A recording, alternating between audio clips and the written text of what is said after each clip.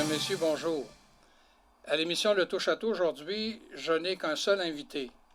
Et vous allez voir que la période allouée à l'émission va passer vite parce qu'on a beaucoup de stock.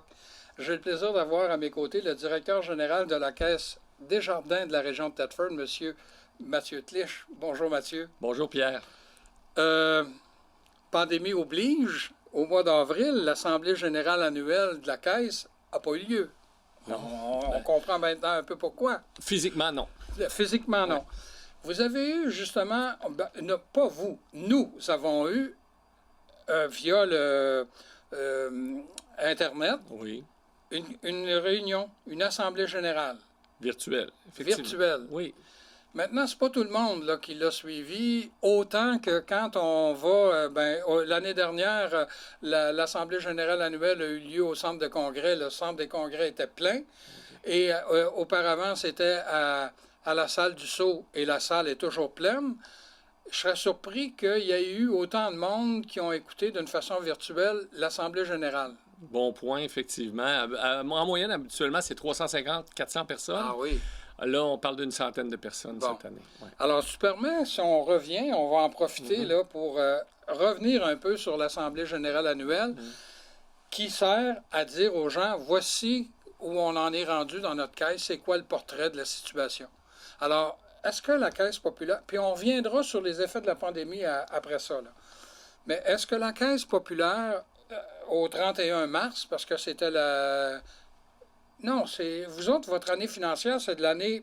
civile. L'année civile. Oui. Donc, au 31 décembre 2019, est-ce que la Caisse était en bonne situation financière? La meilleure. La meilleure. La meilleure. On a eu des résultats records en 2019. Record, quand je parle de record, on regarde... Souvent, quand on regarde une entreprise, on regarde la ligne du bas, hein, les excédents. Ça fait en termes d'excédents, c'est sûr que c'était... un résultat record cette année, excédent d'opération. Juste pour situer la comparaison, quand je suis entré en poste en 2015, là, on a fait le double d'excédent de cette année, de l'année 2015 en 2019. Donc, on parle de, si ma mémoire est bonne, tout près de 12 millions d'excédents d'exploitation. Là, on s'entend, là. Ouais. Parce que la Caisse, c'est une coopérative, ouais. Tu parles d'excédent. Ouais. Moi, si je dis profit... Non. Non? Non. OK. Non. Je n'ai pas le droit d'utiliser ce mot-là. Chez nous, c'est non négociable. C'est non négociable. Non. Mais le 12 millions, là, c'est en surplus. C'est en surplus, effectivement. OK, correct. Oui, oui. À ça, on va utiliser ces surplus-là pour mettre en réserve, pour protéger, que votre caisse soit sécuritaire. On va en redistribuer une bonne partie. Il y a des règlements par rapport à ça. Mais d'ailleurs, on a redistribué, on a franchi le cap des 2 millions de ristournes cette année. Ristournes individuelles et collectives. On a alimenté 300 000 $ au Fonds d'aide au développement du milieu. Ce fonds-là nous aide à soutenir des initiatives, des projets du milieu. Combien? 300 000 $. 300 000, OK. On l'a attribué à cette enveloppe-là qui nous sert par la suite. Et on a redistribué individuellement en ristourne 1 700 000 $. J'arrondis les chiffres, là. Ouais. Mais 1 700 000 $ qu'on a redistribué au niveau particulier. C'est un record aussi cette année. J'ai lu un article de M. Cormier, oui, le président du Mouvement Desjardins, qui parlait justement des ristournes. Et c'est lui, il a dit, cette année, en parlant de 2019, on a ristourné à nos membres 317 millions de dollars, comparativement à 253 millions en 2018. Donc, on suit exactement la même tendance. Mais cette année-là, j'ouvre une parenthèse, il y a une nouvelle façon de distribuer les ristournes. Qui font, ces modalités-là font en sorte que, moi, personnellement, il me semble que je n'ai jamais eu autant en ristourne que cette année. Oui. Bien, c'est pas que cette année. La façon a changé depuis, je vous dirais, peut-être 2 ans. 2 ans, hein? On travaillait beaucoup dans le passé sur la détention en volume d'affaires.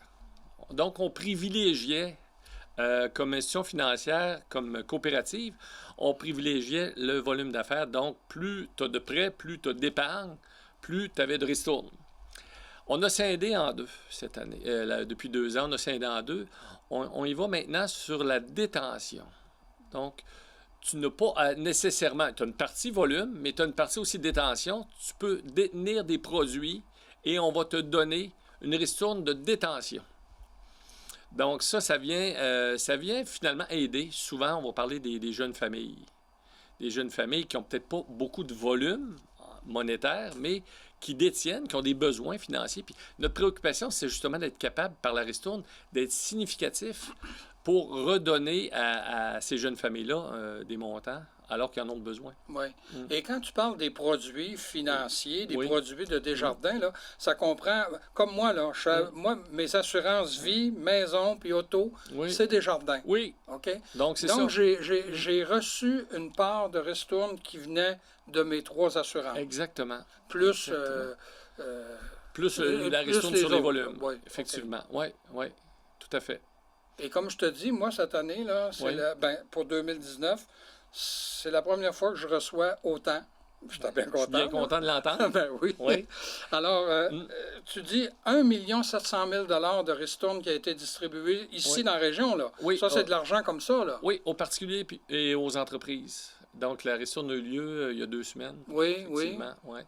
Donc, ça a été redistribué selon des modalités et tout ça, où les membres ont eu à voter à l'Assemblée. Oui. Donc, on a eu un vote qui s'est avéré très positif. On avait deux votes. Oui. Donc, il y avait 2 votes. Il y avait la proposition de ristourne entre la répartition... le premier vote, c'était entre la répartition entre la partie qu'on réserve au Fonds d'aide au développement du milieu c'est vrai, et celle qu'on donne individuellement. Ça, c'est le premier vote. Le deuxième vote était sur les taux de ristourne sur lesquels on allait verser. Oui, il y avait une recommandation. Une recommandation qui était faite. Dans les 2 cas, la réponse est avérée très positive de la part des Est-ce que vous avez eu beaucoup de participation à ce vote-là? Bon, alors qu'à l'Assemblée virtuelle, on avait 100 personnes, les votes, on a 550 personnes qui ont voté. Ah ben, c'est... Donc, les gens avaient une semaine pour voter. Oui, moi, je me souviens. Il y a combien de membres à la Caisse? Membres particuliers, 26 000 membres. 26 000 membres. 26 000 membres, oui. C'est bien évident que déjà que 550 personnes aient voté, c'est plus que ce qu'il y a dans la salle lors de l'Assemblée générale annuelle. Donc, c'est assez représentatif encore. Tout à fait, effectivement. Puis ça, c'est un message qu'on reçoit. C'est un message qu'on reçoit dans le sens que si on veut consulter les gens, leur demander leur opinion, bien, la voie virtuelle peut être un élément intéressant. Oui. Ben, moi, je me souviens de l'Assemblée générale annuelle de 2018 où tu avais sorti un portrait, là, c'était une tarte qui disait qu'il y avait tant de pourcents qui utilisaient le comptoir, tant pour cent les guichets, puis tant pour cent d'une façon, disons, virtuelle, là, tout ça. Oui. Et moi, puis je me suis retrouvé, je me souviens des chiffres, 91, 7, 2. Oui. Et moi, je me suis regardé dans ça, puis j'ai dit, hey, c'est vrai, moi, je fais tout par accéder, sauf quand j'ai besoin d'argent puis que je pars en voyage, là, je vais à la caisse. Puis là, je vais chercher de l'argent. À part de ça, quand je veux avoir de l'argent de poche, je vais au guichet. Ça représente à peu près ça, 7 % par année. Alors, le portrait que tu avais envoyé sur l'écran, là, et puis il y a des gens, à un moment donné, parce qu'il y a eu des guichets automatiques qui ont fermé à Thetford, puis il y a des gens qui se lamentaient de ça. Puis moi, je leur donnais cette statistique-là, puis je disais... Puis moi, là, puis il y a quelqu'un qui me dit « Ouais, mais les personnes âgées... » Ben, je dis « Moi, là, je ne suis pas un des jeunes, là. Je fais partie des personnes âgées. » Puis moi, là, le portrait qui est là, il représente exactement ce que je vis, moi. Moi, je fais tout par accéder, ou presque. Alors, je vais quasiment un peu à la caisse. Mais on aime ça vous recevoir. Oui. Oui, ça, je suis d'accord, mais je vais quasiment un peu. Je vais au guichet. Pas pour vous n'êtes plus pour les transactions. Non. Mais pour être conseiller, c'est là qu'on veut voir. C'est là qu'on veut faire une différence dans votre vie. Oui. Effectivement. À un moment donné, j'ai reçu un appel d'un de vos employés qui disait la carte de crédit que vous avez, vous pourriez avoir mieux. J'ai dit tu m'appelles d'où, toi, de Montréal ou de Thetford? Il dit je suis à Thetford, là. J'ai dit je suis à la caisse. J'ai dit c'est parfait, je raccroche, puis je m'en vais te voir au bureau. Je suis arrivé, il m'attendait à la porte, on est allé s'asseoir, puis j'ai changé. Il m'a bien conseillé. Oui. Mais ça, alors, autrement dit, est-ce que, bon, maintenant, là, j'ai vu qu'il y avait même des sièges où les gens sont assis et qui attendent que le numéro sorte. Ça s'est modernisé. On voulait augmenter le niveau de confort. Puis la clientèle qui fréquente le comptoir, il ne faut pas se le cacher, c'est une clientèle un petit peu plus âgée, là. Donc, à ce moment-là, ben, ça faisait partie des éléments on entendait. Que les gens nous disaient, oh, on aimerait ça. Donc, on ne vise pas que les gens soient longtemps là non plus. Ouais. Mais qu'ils soient confortables, oui. On parlait de 26 000 membres. Il y a combien d'employés à la caisse? 85 employés à peu près, oui. Est-ce que c'est un nombre qui se maintient, ça? Oui, il se maintient depuis 2-3 ans, oui. Oui. Il se maintient, effectivement. Oui. Bon. Oui. Si je reviens au texte de M. Cormier, l'entrevue qu'il a accordée à des journalistes, en ce qui concerne la pandémie, parce que là, on est encore dedans, même si on est rendu à la mi-décembre, depuis le mois de mars, mi-mars, là, on est dans la pandémie. M. Cormier disait que l'impact de la pandémie, bon, il y a eu des secteurs d'activité qui ont goûté un peu plus, mais il y en a d'autres qui ont profité d'une croissance inespérée. Puis il donne le cas du secteur des activités bancaires comme les hypothèques et l'épargne. Ça, c'est le mouvement global. La Caisse, est-ce qu'on peut vérifier ça? Oui, tout à fait. Oui? Oui, oui. Bien, lorsqu'on parle d'hypothèque puis d'épargne, on parle actuellement, au moment où on se parle, là, en décembre, là, année excellente. Excellente année. Puis, il faut comprendre, hein, première des choses, dans le secteur immobilier, les gens sont chez eux. Ils veulent être plus confortables. Donc, il y a tout le volet rénovation, où lorsqu'ils remettent en question leur résidence, bien, soit qu'ils la vendent ou ils en achètent un autre. Donc, il y a eu beaucoup d'activités au niveau immobilier cette année. Si on parle aux agents immobiliers de la région, là, c'est très, très fort. Donc, ce qui en découle, c'est les prêts chez nous. Et puis, comme on est le leader au niveau du prêt hypothécaire au Québec, ben, ça va de soi que chez nous, il y a eu beaucoup de répercussions. Et à l'épargne aussi, on risque de terminer l'année là, à tout près de 100 millions de croissance d'épargne. C'est du jamais vu. C'est du jamais vu. C'est le double de la moyenne des années antérieures. Ouais. Oui, puis là, on est à la mi-décembre. Oui. L'année financière se termine dans 2 semaines, là, 31. Oui, tout à fait. C'est effectivement... On s'en va vers une année record. Une année record encore, Et, oui. Tu viens de me dire que c'était la meilleure tout à l'heure pour 2019.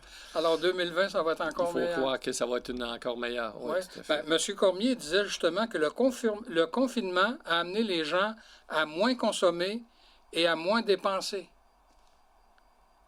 Puis nous avons observé une diminution importante de l'utilisation, une diminution importante de l'utilisation des cartes de crédit. Oui. Est-ce que ça se vérifie chez nous encore? C'est le cas également. Le taux d'endettement des ménages qui a été en croissance pendant les 10-15 dernières années, on assiste à un revirement actuellement. Une amélioration du taux d'endettement des ménages. Donc, effectivement, on le voit. Les gens épargnent davantage, les gens sont plus prudents, autant au niveau des particuliers que des entreprises actuellement. Oui. Et M. Cormier disait, nos activités avec les particuliers vont vraiment bien, les membres continuent de faire affaire avec nous. Puis ça, tu viens de le dire toi-même tout à l'heure. Là. Oui. Oui. On est prêt. On est habitué à ce qui nous démarque Desjardins, autant la Caisse de la région Tête-Forte que la Caisse Carrefour-des-Lacs dans la région, que l'ensemble des caisses. On est près des gens, près du monde. Et puis, on a cette proximité-là, on l'a poursuivi. On l'a adapté avec la COVID, mais on l'a poursuivi et ça s'en ressent. Ah ben oui, mais je veux dire, adapter, c'est comme dans n'importe quel commerce maintenant. Quand on entre, il faut se laver les mains, puis il faut respecter la distanciation. Enfin, si on veut s'en sortir, il faut, à un moment donné, prendre des moyens. Mm-hmm. Je continue la lecture de M. Cormier. Il disait que la pandémie a aussi obligé Desjardins à aider certains de ses membres en leur proposant des mesures d'allègement. Est-ce que c'était le cas ici? Ça a été le cas totalement. On a aidé autant au niveau des organismes, par le biais, tout à l'heure, je parlais du fonds d'aide, là, il y a une partie de la Ristourne qui est allée dans le fonds d'aide. On a soutenu les organismes au cours de l'année. Là, je vous donne des exemples concrets. Là. Réseau d'entraide des Appalaches lorsque la COVID est arrivée, donc pour soutenir les gens plus démunis. On a soutenu aussi une nouvelle initiative locale, une plateforme d'achat local. J'achète Thetford. Oui, oui, oui. Amazon Thetford, si on veut. Là. Donc, on a soutenu des projets comme ça parce que on a un rôle à jouer au Desjardins. Je suis conscient qu'on a un rôle important à jouer dans des périodes de même. On dit qu'on reconnaît nos amis quand on en a besoin. Je pense que Desjardins, durant la période qu'on vit actuellement, c'est là qu'on peut se démarquer. Et c'est exactement des exemples comme ça. On a, exemple, subventionné cet été des dons pour une tournée qu'il y a eu. Il n'y a pas eu de spectacle cet été, mais il y a eu le spectacle Les Shows sur l'eau. Ah oui, oui, oui. Ouais, les Shows sur l'eau. Et Desjardins, ça nous fait plaisir d'animer finalement la vie un peu culturelle autour des lacs, puis de faire en sorte qu'on ait un sourire, puis qu'on profite de l'été. Et est-ce qu'il y a eu aussi, quand on parle d'allègement, là, on parle par des conditions facilitantes sur les cartes de crédit, congés de remboursement. Est-ce qu'il y a eu ça aussi? Oui, vraiment. Ça, on a travaillé vraiment fort à ce niveau-là. Là. Puis je remercie beaucoup le personnel de nos caisses parce qu'on a vraiment travaillé fort. Je vous donne un exemple. Là, au particulier, là, c'est 800 particuliers qui ont bénéficié d'un rapport de paiement de 3 à 6 mois. Aux entreprises, c'est 3 850 entreprises de notre centre des jardins d'entreprise qui ont bénéficié, parce que les programmes de subvention du gouvernement, le prêt de 40 000, ce prêt-là passait par notre entremise. Donc, 3 850 entreprises qui ont bénéficié de ça. Et l'équipe de Josée Turgeon, qui est la directrice là, du centre des jardins d'entreprise, ça représente 153 millions de prêts de 40 000 qui ont été faits aux entreprises. C'est beaucoup de travail qu'il y a derrière ça. Beaucoup, beaucoup de travail. Mais combien important à ce moment-ci. Mais ça, c'est de l'argent, ça? Oui, oui, oui. À ça, là, il y a eu d'autres éléments là, où, en termes d'assurance, Desjardins, on voulait être proactif. En assurance générale, tous ceux qui pouvaient se prévaloir, parce qu'on paie souvent une surprime lorsqu'on voyage, lorsqu'on se déplace beaucoup. Hein. Donc, automatiquement, si on déclarait qu'on voyageait moins, parce que c'était le cas, il y avait une réduction des assurances générales. Les cartes de crédit, on a réduit les taux sur les cartes de crédit pour aider les gens dans le besoin. Il y a eu beaucoup, beaucoup d'éléments par rapport à ça. Et l'assurance auto, moi, j'ai eu 2 rabais depuis le mois de mars. Là. Oui. Bien, ça fait partie des mesures d'allègement. On a remboursé... ça c'est intéressant. On a remboursé le dépassement des frais parce que les gens ont utilisé beaucoup plus l'automatisation. Donc, il y a des forfaits. Les gens avaient des forfaits. Mais parce qu'ils l'utilisaient davantage, ils dépassaient leur forfait. On a remboursé le dépassement des frais de forfait. Donc, ça, c'était pendant une période donnée. Là, c'était intéressant. Oui, justement, sur Accéder, moi, j'ai eu un message à un moment donné comme de quoi que cette mesure-là n'était plus en vigueur. En vigueur, mais elle a été pendant un bout de temps, justement pour aider. On a rehaussé aussi les montants pour les seuils de gel. Lorsqu'on dépose au guichet automatique, il y a des montants qui sont gelés. On a rehaussé les seuils. On a augmenté les seuils de dépôt, les paiements contact. Là. Oui, paiement contact. Effectivement. Donc ça, c'est pour justement être aidant à la sécurité. Il y avait un volet financier, mais il y avait un volet sécurité aussi là-dedans. Fait que beaucoup, beaucoup de volets au niveau de l'aide qu'on a soutenu nos membres, effectivement. Mesures d'allègement. Oui. On passe en revue. Tu me dis, on a 85 employés. Est-ce que vous avez été affectés par la COVID, vous autres? Est-ce qu'il y a eu beaucoup d'employés qui, à un moment donné, ont été obligés de quitter ou ça... C'est une très bonne question. Chez nous, c'était la priorité. La priorité était la sécurité. Donc, de nos membres et de nos employés. On a une seule personne qui a été affectée par la COVID au moment où on se parle. Hey. Une seule personne. Et puis, elle n'a pas répandu finalement sa contagion auprès de ses collègues parce qu'on est très sévère au niveau des mesures. On favorise beaucoup, beaucoup, beaucoup le télétravail pour ceux qui peuvent. Donc, il y a une alternance entre la présence physique et le télétravail. c'est une belle fierté pour moi de l'avoir fait comme ça. Puis je touche du bois. Oui. Je souhaite que ça se poursuive parce qu'actuellement, les mesures de sécurité sont rehaussées et les gens collaborent très, très bien à ça. Mais la caisse ici, vous avez été, on peut-tu dire, fermé, là, parce que vous étiez un service essentiel, Oui, vous autres, hein? donc on n'a pas été fermé. Au contraire, on a soutenu d'autres caisses de la région, caisse d'économie, caisse du Carrefour des Lacs, où il y avait des points de service qui devaient être fermés parce qu'on a concentré finalement. L'idée était de concentrer les services dans une ou deux endroits pour justement qu'on y mise sur la sécurité dans ces endroits-là. Donc, c'était l'approche que Desjardins on a préconisée. Concentrer les services au siège social, donc c'est là où on sert le plus de monde, et on a misé beaucoup sur la sécurité. Ouais. Et le télétravail. Et le télétravail, et les mesures, et les plexiglas, et tout le tralala. Là. Mais ça amène un élément qui est peut-être un petit peu difficile, là.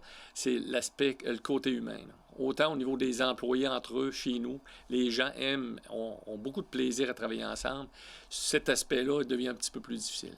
Autant aussi la relation avec les membres, c'est important pour nous d'avoir des bonnes relations avec les gens, puis de les rencontrer. Puis il n'y a rien de mieux qu'une bonne jase en personne. Fait que ça, c'est plus difficile. Ouais. Par contre, on s'est adapté. Là. On fait aujourd'hui, on n'aurait jamais dit, là, on fait des entrevues virtuelles.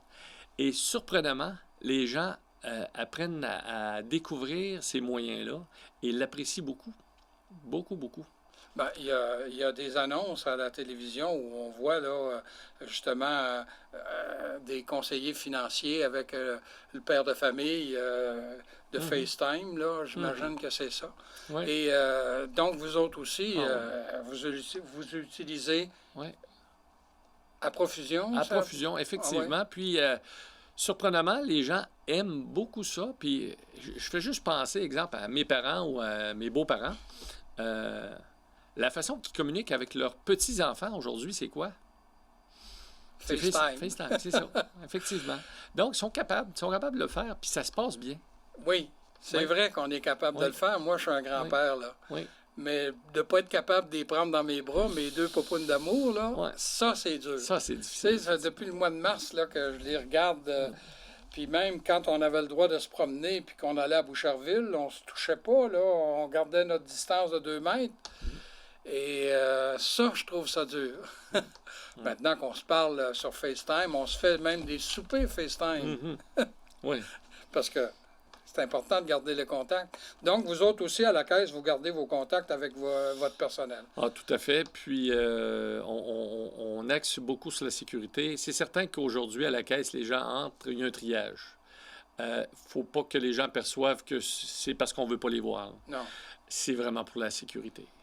Parce que la caisse est ouverte, on peut y aller n'importe quand. Vous pouvez venir n'importe quand. C'est certain qu'à l'entrée, on vous accueille. Il y a des mesures de restriction sanitaire oui, et tout ça. Oui, tout à fait. Puis on va vous poser quelques questions pour s'assurer là, de le mieux vous répondre. Et notre devoir, puis je me dis toujours, on veut aider les gens à devenir autonomes dans certaines choses, là où ils peuvent l'être. Parce que on ne sait jamais qu'est-ce qui peut arriver. On ne sait jamais qu'est-ce qui peut arriver. Fait qu'à ce moment-là, on a augmenté beaucoup notre accompagnement au niveau des moyens technologiques. Aujourd'hui, on va accompagner de façon automatique au guichet automatique pour rendre à l'aise les gens de le faire. On ne sait jamais qu'est-ce qui peut arriver. Puis, un coup mal pris, ben j'aurai cette arme-là, cette carte-là dans ma poche pour être capable de faire mes transactions. Faut pas que ça soit perçu comme de fait qu'on ne veut pas les voir, pas du tout. Mais on veut les rendre autonomes aussi. Là, on est à la mi-décembre, on ne sait pas ce qui nous attend. Habituellement, la Caisse tient toujours son assemblée générale annuelle au début d'avril. Oui. En avril 2020, il n'y en a pas eu. On était dans la période de confinement total. Même si vous étiez un service essentiel, il n'y avait pas de regroupement. Qu'est-ce qui va arriver au mois d'avril 2021? Est-ce qu'on va assister à une assemblée générale annuelle en présentiel, comme on appelle maintenant, ou en virtuel? Je gagerais sur le virtuel encore cette année. Ah, oui. Ouais, parce ça va être quoi le défi? Ça va être le défi, c'est d'avoir le vote des gens. Oui, oui, parce que la dernière Assemblée, on n'a pas pu faire d'élection. Il y aurait dû avoir des élections. Il y avait des candidats qui siègent sur le conseil d'administration, des membres, qui ont choisi de s'impliquer sur le conseil d'administration de la Caisse. Il n'y a pas eu d'élection parce que les moyens technologiques ne nous le permettaient pas. Donc, on souhaite que la technologie vienne nous soutenir éventuellement pour être capable de faire des assemblées générales virtuelles et permettre des moyens de votation qui vont être sécuritaires où on pourra, parce que c'est les membres qui ont le droit de voter. Donc, c'est pas n'importe qui. N'importe qui peut l'écouter, l'Assemblée, mais c'est pas n'importe qui peut voter pour des candidats sur le conseil d'administration. Ben, je l'avais dit, hein? Oui. L'émission est déjà presque terminée. Oui. Il ne me reste plus juste à te remercier et à attendre impatiemment de voir qu'est-ce que ça va être, parce que tu nous as parlé que ça serait une année record encore. Oui. 2019, ça en était une, et 2020, ça en sera une aussi. Mais laissons-la finir, l'année. Il nous reste encore deux semaines. Oui. Alors, merci beaucoup, Mathieu. Merci, Pierre. Comme c'est la dernière émission de l'année 2020, je me permets de vous souhaiter de passer d'agréables périodes des fêtes malgré la pandémie qui sévit actuellement. Et je vous invite à nous revenir au début de la nouvelle année 2021. Nos émissions reprendront au cours de la semaine du 4 janvier. Alors, bonne période des fêtes.